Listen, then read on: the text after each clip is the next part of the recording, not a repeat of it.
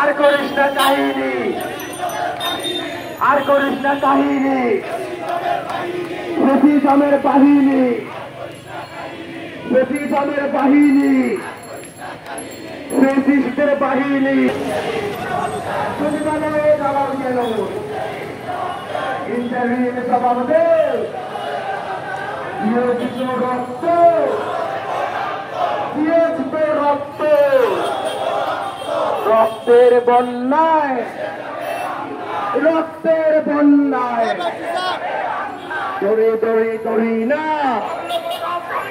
বললে কিন্তু ছাড়ি না, দালালি আর করিস না, আমরা থাকবে না, দালালি আর করিস না, থাকবে না, দালালি আর করিস না।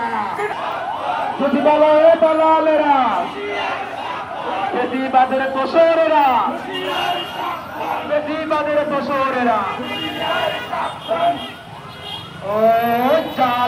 আপনারা জানেন আমরা 24-এ যেভাবে আন্দোলনে নেমে পড়েছিলাম এক ফ্যাসিবাদের বিরুদ্ধে লড়াইয়ের জন্য, সংগ্রামের জন্য আমরা 24-এ আন্দোলন করেছিলাম, কিন্তু আমাদের এই আন্দোলন শেষ হয়নি।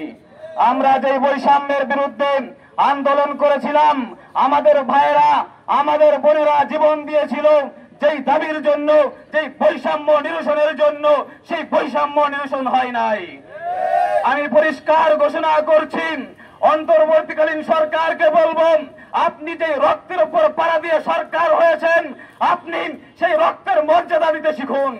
অন্যথায় মনে রাখবেন, বাংলাদেশের মানুষ সহনশীল, ধৈর্যশীল, কিন্তু তাদের ধৈর্যের বাঁধ যেদিন ভেঙে যাবে, তারা আবারও যেভাবে গণভবনে ছুটে গিয়েছিল, তারা আবার ঠিক একইভাবে যমুনার দিকেও ছুটে যাবে। সংগ্রামী সহযোদ্ধা বন্ধুগণ, আমরা সচিবালয়ে দোষরদের তালিকা ঘোষণা করেছিলাম, তাদেরকে অপসারণ করার জন্য তাদেরকে নির্দিষ্ট টাইম দেওয়া হয়েছিল, কিন্তু আমরা কোনো ভালো ফলাফল দেখছি না। তাই আজকে এই জুলাই ঐক্যের প্রোগ্রাম থেকে আমরা সচিবালয়ের দিকে যাব, ইনশাআল্লাহ। সবাই যাবেন তো?